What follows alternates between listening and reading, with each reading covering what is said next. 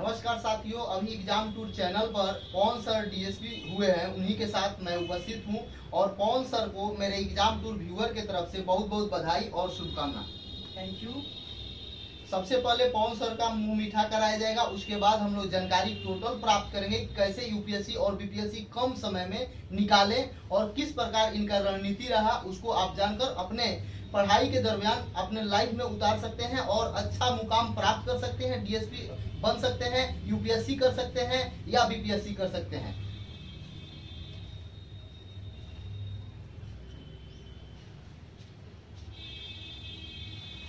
Sir, सबसे पहले आपको बहुत बहुत बधाई मेरे चैनल के तरफ से। आप अपने एजुकेशन बैकग्राउंड के बारे में बताइए। सबसे पहले तो मैं धन्यवाद देना चाहूँगा आपको, आपके यूट्यूब चैनल को।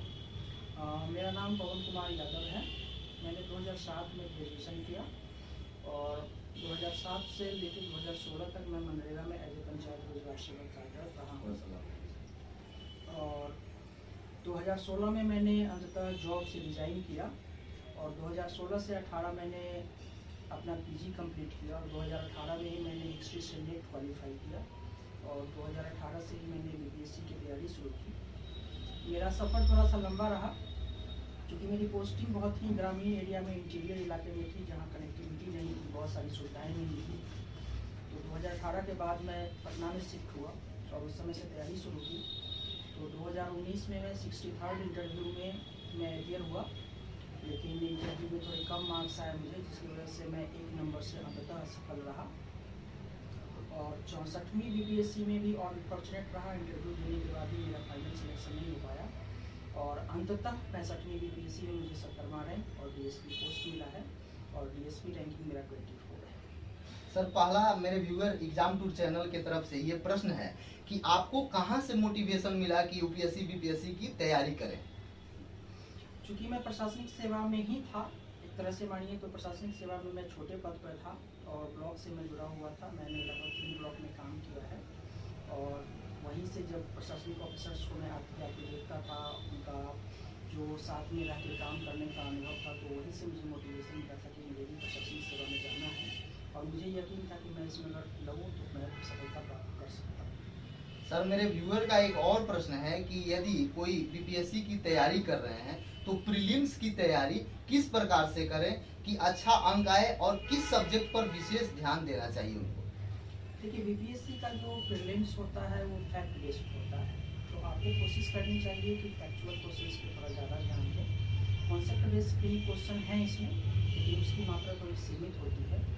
और चूँकि मैंने इतिहास से ही ग्रेजुएशन किया, इतिहास से पीजी किया, तो इतिहास पे मेरी अच्छी पकड़ थी, नेट भी मैंने इतिहास से ही किया है, तो मुझे उसके लिए ज़्यादा नहीं सोचना पड़ा। और इतिहास से चूँकि 40 क्वेश्चन लगभग होते हैं बीपीएससी प्रीलिम्स में, तो वो एक निर्णायक फैक्टर होता है। और दूसरी बात कि ज्योग्राफी पर आपको अच्छी पकड़ बनानी होगी, क्योंकि ज्योग्राफी के भी क्वेश्चन की संख्या अधिक होती है। तीसरी जो सबसे महत्वपूर्ण बात प्री के लिए है वो है साइंस। साइंस से अब पहले जो देखा जाए 63rd तक, 64th पीटी तक, तो वो साइंस से 20 क्वेश्चन होते थे और मैथ से 10 क्वेश्चन होते थे। लेकिन अब जो साइंस से क्वेश्चन आ रहे हैं वो 30 हो गए हैं और मैथ से 10 रहते हैं। तो आपको साइंस पोर्शन को भी आप मिस नहीं कर सकते, उसको भी आपको देखना पड़ेगा। साथ में जो करेंट अफेयर्स है वो काफ़ी निर्णायक साबित होता है। अगर करेंट का 30 क्वेश्चन है, अगर आप उसमें से 20 प्लस आ जा रहा है आपका और एकेडमिक्स आपका अच्छा जा रहा है, तो प्री क्वालिफाई करना कोई मुश्किल नहीं है। साथ में जो अन्य अदर पार्ट हैं, जैसे देखें इकोनॉमिक्स और पॉलिटी, तो उसको आप थोड़ा थोड़ा देख सकते हैं, बहुत डीप में जाने की जरूरत नहीं पड़ेगी आपको प्रीलिम्स के हिसाब से। और इसके अलावे अगर कहूँ तो प्रीलिम्स पे बिहार स्पेशल पे फोकस करने की जरूरत है, क्योंकि बिहार स्पेशल से भी लगभग 20 क्वेश्चन इसमें। सर, आप कोई बुक प्रेफर करेंगे? देखिए, मैं कोई एक बुक प्रेफर नहीं करना चाहता, क्योंकि इसका जो तैयारी होता है सिविल सर्विस का वो काफ़ी व्यापक होता है, चाहे वो बीपीएससी हो या यूपीएससी। इसकी तैयारी और आप में जितनी गहराई होगी, आप जितना ज़्यादा से ज़्यादा बुकों को पढ़ेंगे उतनी ही ज़्यादा आपसे बेनिफिटेड होंगे, आप प्री में भी, मेंस में भी और इंटरव्यू में। इसके लिए कोई शॉर्टकट और सफलता का कोई भी शॉर्टकट नहीं होता। आप जितनी गहराई में जाएंगे, आप में खुद की डाइवर्सिटी भी आएगी, आपका बैकग्राउंड भी मजबूत होगा और सफलता भी मिलेगी। सर, एक और प्रश्न है इसी पर कि आप जैसे कोई लड़के जो हैं जो छात्र तैयारी कर रहे हैं कई बार पीटी दिए उनका नहीं होता है, और कई ऐसे स्टूडेंट हैं जो एक बार देते हैं उनका पीटी हो जाता है, तो उनके लिए आप कोई रणनीति हो तो विशेषकर बताएं एग्जाम टूर व्यूअर को। देखिए, इसके लिए कोई विशेष रणनीति नहीं होती है, सफलता का मूल मंत्र कड़ी मेहनत ही होता है। बहुत सारे लोग हैं जिनका एकेडमिक्स बहुत अच्छा होता है, तो वो एक बार में भी सफलता प्राप्त कर लेते हैं। और जो कुछ ग्रामीण पृष्ठभूमि के लोग हैं जिसको मान लीजिए कि स्कूलिंग बहुत अच्छा नहीं रहा, आपके कॉलेज अच्छा नहीं मिला, यूनिवर्सिटी आप अच्छी यूनिवर्सिटी से क्लास नहीं किए, तो आपके साथ समस्याएं आती हैं। तो आपके लिए एक ही विकल्प है कि आप बुक्स को अपना दोस्त बनाएं और बुक्स के माध्यम से आप अपनी तैयारी में गहराई लाएं और मेहनत करें, और मेहनत करेंगे और सफलता निश्चित रूप से मिलेगी। चलिए आगे इनसे जानकारी लेंगे कि सर का टाइम टेबल क्या था और कैसे इन्होंने मैनेज किया। देखिए, जॉब छोड़ने के बाद तो मेरा एक ही टारगेट रहा कि अब मुझे पढ़ना है और कमीशन ही क्वालिफाई करना है। तो उसके बाद मेरे पास पूरा समय था, तो मैंने अपने समय को थोड़ा सा ना एक तरह से ये कहिए कि मैनेज करने का प्रयास किया कि जिस समय प्री का एग्ज़ाम होता था तो मैं प्री पे थोड़ा सा फोकस करता था, और अगर प्री हो गया है, प्री जैसे ही लेके मैं आता था उसके अगले दिन से मेरी मेंस की तैयारी शुरू हो जाती थी। और मेंस की जो तैयारी होती है वो काफ़ी व्यापक और गहराई की समझ के साथ करनी होती है। इसमें जो तीसरा फैक्टर सबसे महत्वपूर्ण है वो है आंसर राइटिंग प्रैक्टिस। मेरा जो रूटीन था कि सुबह सो के उठने के बाद जॉगिंग करना, टहलना, योगा करना, मेडिटेशन करना, उसके अलावे जब वहाँ से आते थे तो पेपर पढ़ना।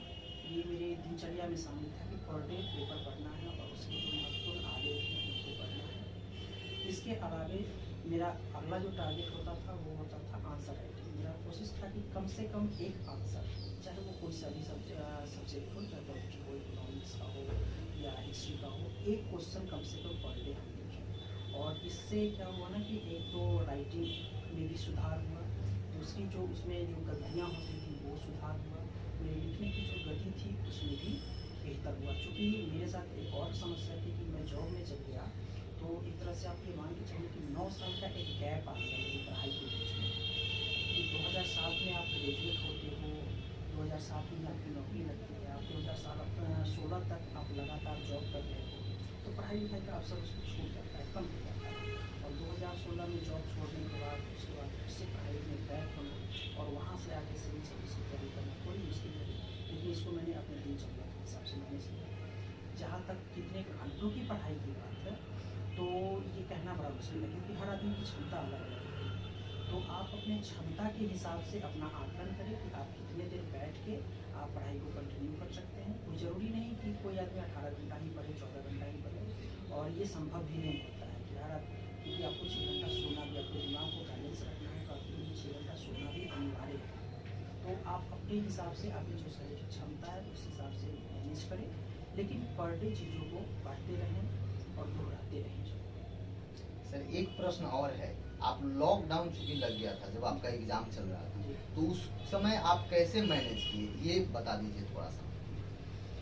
लॉकडाउन लगने से पहले तो हम लोग ऑफलाइन क्लास कर रहे थे, तो उस समय ज़्यादा परेशानी नहीं आ रही थी। लेकिन जब लॉकडाउन लगा तो चूँकि पूरा भारत बंद हो चुका था, ऑफलाइन क्लासेस सारे बंद हो गए और जो ऑनलाइन व्यवस्था था उससे बहुत सारे लोग अनकम्फर्टेबल फील कर रहे थे। और हम लोग भी चूँकि अब एग्ज़ाम का डेट आ चुका था तो पढ़ना तो उसमें ही ज़रूरी था, तो हम लोगों ने ऑनलाइन का ही सहारा लिया और ऑनलाइन पढ़ाई शुरू की और अपनी पढ़ाई को गैप नहीं आने दिया। सबसे जो कहें तो उस समय मैं जिस समय लॉकडाउन लगा था, मार्च से लेकर जून तक मैं लगातार एक दिन में 3-3 क्लास कर रहा था और टैब पे कर रहा था। तो उसकी वजह से मुझे समस्याएँ भी आई, मेरे आँख की प्रॉब्लम है, तो बाद में मुझे डॉक्टर से दिखाना भी पड़ा, लेकिन वो प्रॉब्लम ठीक हो चुका है, ठीक है। और अब मैं कोशिश करता हूँ कि ज़्यादा से ज़्यादा डिस्टेंस रख के ऑनलाइन का यूज़ करूँ। लेकिन मैं यही कहूँगा कि चाहे परिस्थिति कुछ भी हो, पढ़ना जारी रखें, पढ़ना कभी बंद ना करें। आपके कहने के अनुसार कि आप यदि ऑनलाइन भी तैयारी करके अच्छा कर सकते हैं, इसमें कोई दिक्कत नहीं। जी बिल्कुल, इसमें कोई दिक्कत नहीं है। ऑनलाइन और ऑफलाइन में कोई आज के डेट में अंतर है। आप कहीं भी बैठ के ऑनलाइन क्लास कर सकते हैं, सभी चीज़ अवेलेबल है। आप किसी कोचिंग इंस्टीट्यूट से तैयारी किए थे? हाँ, मैंने कोचिंग इंस्टीट्यूट का सहारा लिया है, लेकिन मैं नाम ठीक।